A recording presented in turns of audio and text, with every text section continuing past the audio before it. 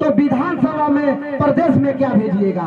और इसी एकता में हमारे सन्नत मल्लाह श्री मुकेश सहनी आप लोग एकता को एकत्रित करने के लिए आप लोग दरवाजे तक चले समय में समाज से एक व्यक्ति को किसी को आप लोग चुन लीजिए। खड़ा होता है 10 को होने दीजिए, 100 को संता में होता है होने दीजिए। चुनिए किसी एक को और झंडा गाड़ दीजिए लियाकर प्रदेश में। इसी बात पर अपने गाड़ी को विराम देता हूँ। जय वीआईपी, जय वीआईपी, मुकेश सहनी जिंदाबाद। आज इस चंपारण के बैरिया प्रखंड के तुमकड़िया पंचायत में बहुत खुशी की बात। मुकेश सहनी जिंदाबाद, पार्टी जिंदाबाद। पार्टी में कुछ हुआ नहीं। श्री मुकेश सहनी जी का फिर से एक बार हार्दिक अभिनंदन एवं स्वागत करते हैं। जोरदार ताली बजाकर आप लोग स्वागत कीजिए। अब हम आमंत्रित करेंगे राष्ट्रीय अध्यक्ष जी को। धन्यवाद। आज इस कार्यक्रम में जिला उपाध्यक्ष बेतिया कन्हैया चौधरी जी के घर पे हम लोग उपस्थित हुए हैं। इस कार्यक्रम में उपस्थित हमारे जिला अध्यक्ष बेतिया के विजय चौधरी जी और हमारे वीआईपी पार्टी के राष्ट्रीय उपाध्यक्ष बैजनाथ सहनी जी। इस कार्यक्रम में उपस्थित वीआईपी पार्टी के राष्ट्रीय उपाध्यक्ष बरमदेव चौधरी जी, छात्र राष्ट्रीय अध्यक्ष चंदन सहनी जी, प्रदेश अध्यक्ष हमारे भाई बाल गोविंद बिंद जी यहाँ पर उपस्थित है। कार्यक्रम में उपस्थित जिला कोषाध्यक्ष चंदन कुमार सहनी जी, जिला महासचिव मनोहर सहनी जी, कार्यक्रम में उपस्थित प्रखंड प्रमुख नौतन के कृष्ण देव चौधरी जी यहाँ पे हमारे बीच में उपस्थित है। इस कार्यक्रम में उपस्थित हमारे जिला उपाध्यक्ष सह जिला परिषद सदस्य लाल बाबू जी, जो युवा नेता है, अभी आपके बीच में अपनी बात को रखे थे। अब मजबूती से वीआईपी पार्टी के लिए दिन रात एक करके काम कर रहे हैं। प्रखंड अध्यक्ष बेरिया संजय चौधरी जी, इस कार्यक्रम में उपस्थित प्रखंड अध्यक्ष नौतन इरफान भाई जी, भाई बेरिया विधानसभा प्रभारी मनोज चौधरी जी, इस कार्यक्रम में वीआईपी नेता लाल बाबू चौधरी जी। और आजादी के बाद लगातार 75 साल से संघर्ष करते रहे। ये मैं और या आप लोग पहला व्यक्ति नहीं है। निरंतर हमारे लोगों ने संघर्ष करते रहा और उन्होंने सपना देखा कि एक न एक दिन हम निषाद राज का झंडा बुलंद करेंगे, लेकिन किसी कारण सफल नहीं हो पाए, क्योंकि आपका जो दुश्मन है वो बहुत बड़ा है। वो तो एक पढ़े लिखे हैं, उसके पास हर तरह का संसाधन है, और वो नहीं चाहता है कि निषाद का बेटा जो गुलाम बन के है वो मालिक बने। तो आपको हर तरह से परेशान करने के लिए लगा हुआ है, आपको खरीदने के लिए लगा हुआ है, आपको हत्या कराने के लिए लगा हुआ है, आपके समाज को गुमराह करने के लिए लगा हुआ है, ताकि आप आगे न बढ़ सके और जिंदगी भर गुलामी के जंजीरों में रहे। तो निश्चित तौर पे आज हम लोग समय में बड़ा परिवर्तन आया है। आप लोगों के आशीर्वाद से एक मछुआरा घर में जन्म लिया, 18 साल की उम्र से ही संघर्ष करने लगा। आज 42 साल की उम्र में 24 साल से मैं संघर्ष कर रहा हूँ।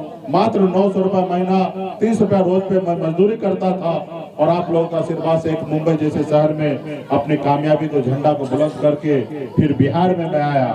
मैंने देखा देश और दुनिया चांद पे घर बनाने के लिए पहुंच रहे हैं, लेकिन हमारे लोगों के लिए इस राज्य में धरती पर रहने के लिए घर नहीं है। और फिर हम लोगों ने आप लोगों से सीखते हुए, लाल बाबू जी जैसे नेता से सीखते हुए और बिहार में अपने समाज के हक अधिकार के लिए लड़ाई मैंने चालू किया।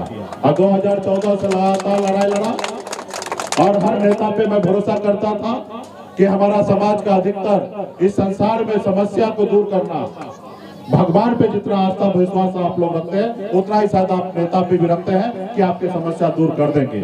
और सही बात भी है, अगर एक नेता अगर सही ईमानदारी से काम करे तो भगवान से कम नहीं है। एक अच्छा डॉक्टर अगर अपने पेशेंट के लिए अच्छा काम करे तो वो भगवान से कम नहीं है, और एक शिक्षक अगर अपने विद्यार्थी के लिए ईमानदारी से काम करे तो वो भी भगवान से कम नहीं है। तीन जो लोग हैं, इसका एक अलग ही इस संसार में जगह है। एक नेता अच्छा पॉलिसी बना के आपके गांव में स्कूल खोला देगा, एक अच्छा पॉलिसी के तहत आपके गांव में हॉस्पिटल बना देगा, और जब वो बनेगा तो आपके बच्चे पढ़ लिख कर काबिल होंगे और बहुत ऐसे बच्चे बीमार होने से मरने से बचेंगे क्योंकि हॉस्पिटल आपके गांव में होगा। तो ये सरकार का बहुत बड़ा जवाबदेही है, और सरकार कुछ हद तक करते भी है, ऐसी बात नहीं कि नहीं करते हैं, लेकिन कुछ हद तक नहीं करते हैं। जिनका पहुंच है, जिनका पावर है, वहाँ पे पहले काम होता है, और जिनका पहुंच और पावर होता है नहीं है, वहाँ पे काम नहीं होता है। और हम लोगों ने समाज के बीच में अभी मत्स्यजीवी सहयोग समिति के बारे में बहुत सारा बात रखा, अलग अलग सोसाइटी, अलग अलग स्वावलंबी बना के समाज को उजारने का काम कर रहा था। मैंने सब चीज सीखा, समझा, हर नेता से मिला, सब कहते थे कि चुनाव के बाद करेंगे, और चुनाव बीतने के बाद भूल जाते थे। और फिर हमें लगा कि नहीं, जो जगह पे इस मुद्दे को लेकर हमने 7 दिन तक पटना के धरती पर गजनी बाग में आमरण अनशन में बैठा, और भूखे प्यासे मैंने 7 दिन तक रहा, और कोई सुनने के लिए नहीं आया। सब नेता चाहता था कि मुकेश सहनी यहीं पे दम तोड़ दे और निपट जाए, ताकि एक दुश्मन जो आया है समाज को उत्थान करने के लिए यहीं पे खत्म हो जाए। फिर मुझे एहसास हुआ, पहला दिन मीडिया भी आया, सब लोग का समर्थन मिलने लगा, कुछ नेता भी आए मंच पे, और जब उनको पता चल गया कि ये तो अपनी राजनीति कर रहे हैं, अपने लोगों के लिए काम कर रहे हैं, तो नेता दूर हो गए। और जब नेता दूर हो गए तो बहुत सारे मीडिया को दूर कर दिए, कोई पूछने के लिए नहीं आ रहा, और 7 दिन तक मैं भूखे प्यासा मरने का कगार पे पहुंच गया।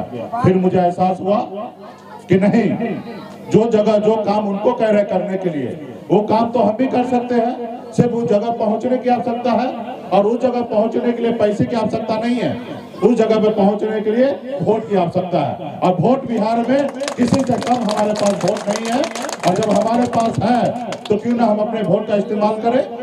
आज तक हमारा वोट का लोगों ने इस्तेमाल किया, खुद को विधायक बनने के लिए, मंत्री बनने के लिए, मुख्यमंत्री बनने के लिए, प्रधानमंत्री के लिए, और हमको क्या मिला?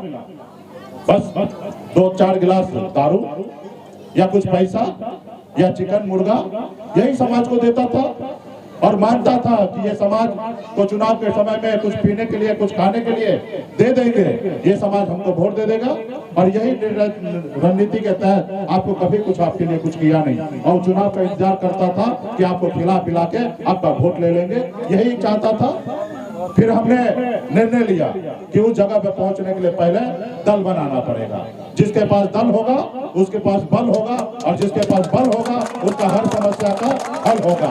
और हमने जो दूसरे पॉलिटिकल पार्टी जिस तरीके से लड़ाई लड़कर जो मकाम पाया, चाहे आदरणीय श्री लालू प्रसाद यादव जी हो, या स्वर्गीय श्री रामविलास पासवान जी हो, या बहन मायावती हो, या मुलायम सिंह जी हो, जैसे पिछले नेता ने संघर्ष करके पार्टी बना के मुकाम पे पहुंचा, चाहे नीतीश कुमार जी हो, हमें क्या करना, उन्हीं को देख के उनके जैसे करना है। और फिर मैंने भी दल बनाया, मजबूती से लड़ाई लड़ने लगा। 2019 में सफलता नहीं मिला, लेकिन 20 में आपके वोट का वैल्यू देखकर आपके साथ 11 सीट एक एमएलसी से गठबंधन किया, और आपने लड़ाई लड़ा, आपने 4 विधायक बनाया, और 4 विधायक भगवान ने, ऊपर वाले ने भी आपको वो शक्ति दिया। 4 भले विधायक था, लेकिन 74 से कम नहीं था। अगर 74 हटता तो भी सरकार गिरता, और 4 हटता तो भी सरकार गिरता, वो पावर आपके पास था। यूं कह सकते हैं कि आजादी के 75 साल बाद पहली बार निषाद मल्ला का बेटा ने अपने दम पर बिहार में मुख्यमंत्री बनाया। आज उस रोज हमारा समर्थन नहीं होता तो आज बिहार के मुख्यमंत्री नीतीश कुमार जी उस रोज बिहार के मुख्यमंत्री नहीं बनते। आज उस सरकार में हमें किसी ने मेहरबानी करके मंत्री नहीं बनाया। उस सरकार का मैं पार्टनर था, और उस सरकार को मैं चला रहा था। हर एक अच्छे काम के लिए मैं सोच रहा था, और वहां पे किसी के रहमत करम पे मैं मंत्री नहीं था। पहले हमने मुख्यमंत्री बनाया, और फिर मुख्यमंत्री जी ने अपने कैबिनेट में हमें जगह दिया। तो इसलिए हम मजबूती से अपने दम पर सरकार में काम कर रहे थे। लेकिन देखा वो दुश्मन, अक्सर आप गांव में भी देखते होंगे कि गरीब पिछड़ा का बेटा पढ़ लिख ले और अच्छा कमाने लगे, कोठा का घर बना ले, 2 कट्ठा जमीन खरीद ले, तो एक कुछ लोगों को जलनपन का भावना आ जाता है। उसको टंगरी खींचकर नीचे गिराने का मन होता है कि ये आदमी, कल का लड़का इतना ऊंचा तक कैसे पहुंच रहा है, आज ये इतना आगे कैसे बढ़ रहा है। उसी तरीके से बिहार के राजनीति में, देश के राजनीति में भी है कि जो वो लोग चाहते हैं जो समाज गुलाम बन के है उसको जिंदगी भर गुलाम बना के रखो।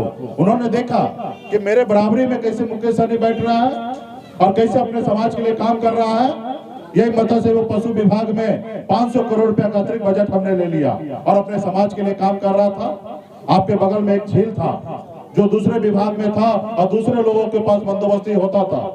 करमुआ वन 370 एकड़ का था।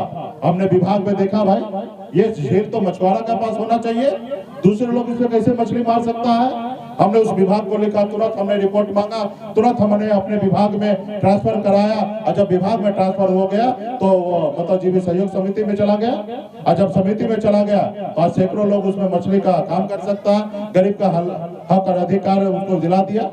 तो यही काम करने लगा तो आपके विधायक को खरीद लिया, आपको सरकार से बाहर कर दिया जो सरकार आपने बनाया था, क्योंकि आपका दुश्मन बहुत चालाक है।